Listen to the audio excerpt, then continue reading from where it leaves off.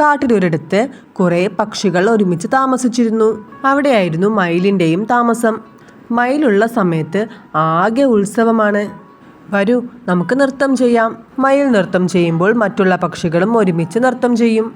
നൃത്തത്തിൽ തന്നെ തോൽപ്പിക്കാൻ ആർക്കും ആവില്ല. അക്കാര്യത്തിൽ മയിലിന് ചെറിയൊരു അഹങ്കാരവും ഉണ്ടായിരുന്നു. അങ്ങനെ ഇരിക്കെ അവിടേക്ക് പുതിയൊരു അതിഥി എത്തി. മറ്റാരുമായിരുന്നില്ല, കുയിലായിരുന്നു അത്. മറ്റുള്ള പക്ഷികൾ അവൻ്റെ പാട്ടിൽ മയങ്ങിപ്പോയി. മയിൽ വന്നപ്പോൾ ആരും അവനെ ശ്രദ്ധിച്ചില്ല. മയിലിന് ആകെ വിഷമമായി. ആരും എന്നെ തിരിഞ്ഞു പോലും നോക്കുന്നില്ല. കുയിലിനെ പോലെ ശബ്ദം കിട്ടിയിരുന്നെങ്കിൽ. ചെറിയൊരു ആലോചനയ്ക്ക് ശേഷം അവൻ അവിടെ നിന്ന് പക്ഷികളുടെ ദൈവത്തിൻ്റെ അടുത്തേക്ക് പറന്നുപോയി. മയിലൊരു ഹർജിയുമായി ദേവൻ്റെ അടുത്തേക്ക് ചെന്നു. അല്ലയോ ദൈവമേ, എനിക്കൊരു സങ്കടം ഉണർത്തിക്കാനുണ്ട്. എനിക്ക് കുയിലിനെ പോലെ മധുരമുള്ള ശബ്ദം നൽകാമോ? ദയവ് ചെയ്ത് അനുഗ്രഹിച്ചാലും. നീ എന്നും എൻ്റെ പ്രിയപ്പെട്ട പക്ഷി തന്നെയാണ്. നീ ഉള്ളതുകൊണ്ട് സന്തോഷമായിരിക്കൂ. എല്ലാ കാര്യത്തിലും ഒന്നാമനായിരിക്കണം എന്ന് വാശി പിടിക്കരുത്. ദേവൻ പറഞ്ഞു.